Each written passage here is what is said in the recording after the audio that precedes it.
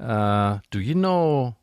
Do you know stories like books or movies that are showing or bringing neurodivergent features in people in a really positive and powerful context?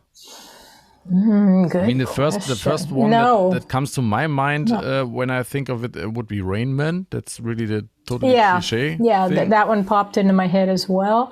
But that is not, it's powerful and it's a good one. Yeah, But it's not again, it's like when somebody's on the spectrum or neurodivergent, it's like the ones that make it into the films tend to be extreme. yeah.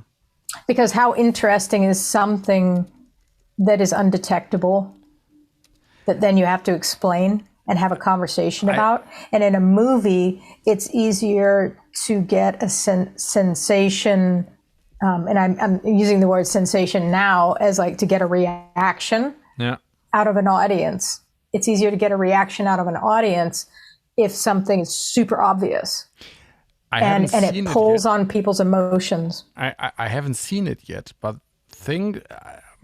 maybe you totally disagree, but I just think how powerful it might be if in the new Top Gun Maverick movie they have 2 minutes of explanation where they say Maverick, Tom Cruise, is such a great pilot, not because he's a Scientology idiot, but he is because he has ADHD, and that is why he can think so quickly. And then they weave in some explanations how the brain works and why he is such a great jet pilot, for example. And you have that. That would be phenomenal. And you would have this in every superhero movie.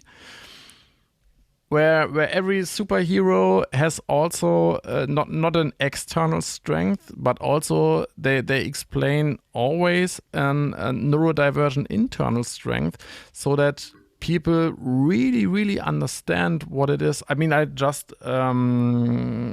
what weaves in for me right now is I am just finishing the first Law trilogy from Joe Abercrombie. Mm-hmm. It's a phenomenal. I can't remember when was the last time that I read like 2,500 pages in 2 weeks. Are you into fantasy in any way? Fantasy novels? You mean fiction? Yeah, fantasy fiction. Yeah. And fantasy. When you mean fantasy, do you mean because there's like, and I know it's different in the categories in French and in German, where it's like Lord of the Rings fantasy. That's fantasy, yeah. And fiction is just something that is just made up, but it's generally kind of a real life. But when you get into science fiction, then that's more space and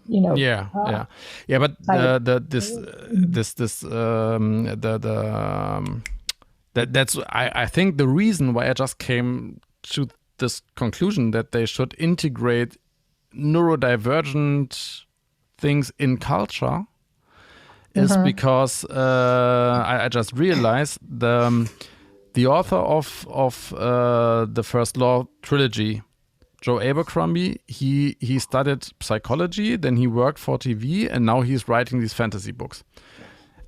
But the characters have such he's telling not only what the people are doing and saying, but he almost every time for the main characters, he's also delivering what's going through her head, literally. Mm-hmm. And sometimes it's really cruel, sometimes it's really funny, because the difference between what they are saying and doing and what they are thinking in the same moment. I never experienced that in that way in stories before. Mm-hmm. There is more and more of it. And for example, we were watching a show recently, I'm trying to think of which one it was, and the characters now it's very much I want to say more mainstream to have a gay character and even more and more trans characters. But then you'll hear them sing. What was it, Severance? I don't know. Not the one I was watching. Okay. But there's other ones we were watching that are just kind of very mainstream movies. And there are people in it that talk about, they'll just kind of in an offhand way say, yeah, but the way, in my ADHD brain. And then it just goes on. Yeah. So it's just there. Yeah. And so this is a good sign. This is a good sign because it's getting into mainstream media. Yeah. And this is how the best way for it to happen. Yeah. Because that's what they did with gay characters. And now there's like gay characters in like all the shows and movies. Yeah. But it's like no big deal. They don't say, oh, and this character, and it's the only one, and it's a big deal. And they have to do this setup for it. Now it's just like they're just there. Yeah. Which is how it should be. It's like no big deal. For me, it was always when, I watched like 3 or 4 episodes of Big Bang Theory, and then I stopped, and everybody was going on like, oh, that's so cool and so funny, and I was always like, yeah, but that's me. I don't have to watch it because that's that's just my life, and I couldn't understand why people find Big Bang Theory so funny. Because for me, it was so normal that I didn't find it interesting. And it took me years to realize that, for most other people, that was a glimpse into a world in a nerdy and neurodivergent. And although I didn't have the word back then, but it was an interesting and entertaining glimpse into that world that they otherwise wouldn't get. Yeah. And maybe we really need more of that. Oh, yeah. And that's like one of them. I can't deal with that show because of the laugh track. Yeah. Anything with a laugh track to me, I can't watch. Yeah. I've tried to watch it. I've tried a number of times. I can't. Yeah, I hate that too. It's like, why do that? Don't tell me when to laugh. Yeah. So it's the...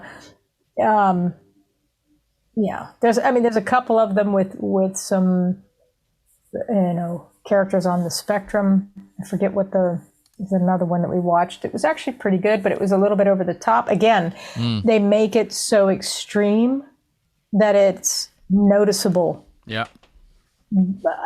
Later on, there will be more nuance. But in the beginning, it's like the beginning, if you think of the gay characters, in the first shows ever, like Hello, Mrs. Doubtfire. Now, he wasn't gay, but somebody who's and he wasn't actually a trans and not actually a cross-dresser, but he just had to do it for a job. You know what I mean? And it was extreme.